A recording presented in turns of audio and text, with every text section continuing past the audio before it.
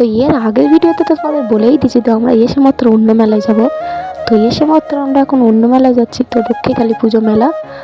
তো দেখো আমরা চলেও এইছি।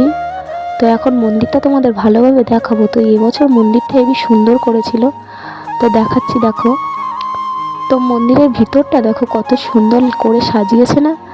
তো তারপর এইদিকে দেখো আমার একটা কাকা শ্বশুর আবার এই ঠান্ডার সময় কুকুর নিয়ে চলে এসেছে। তো আমরা আবার খিচুড়ি ভোগ খেয়ে নিল। তো নেওয়ার পর দেখো আমার দিদি আবার এই দুলটা আবার কিনে দিয়েছে।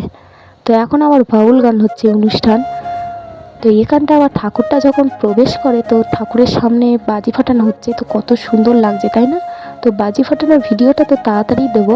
তো দেখো এত বাজি ফাটানো হয়েছে, তো সব জায়গায় ধোঁয়া হয়ে গেছে, তো কিচ্ছু দেখা যাচ্ছিল না। তো তারপরে আমি ভাবি যে একটা ট্যাটু করি। তো দেখো আমি একটা ট্যাটু করেছি, এটা আমি করেছি আর এটা আমার ননদ করেছে। তো সাহসটা পেয়েছি আমার ননদের থেকে। তো দেখো, তো ট্যাটু করতে করতে তো রাত 12টা 1টা বেজে গেছে। তাই রাত্রিবেলা আর গাড়ি পাইনি, তাই জন্য আমরা সকলে মিলে হেঁটে হেঁটে বাড়িতে যাচ্ছি। তো কী আর করবো।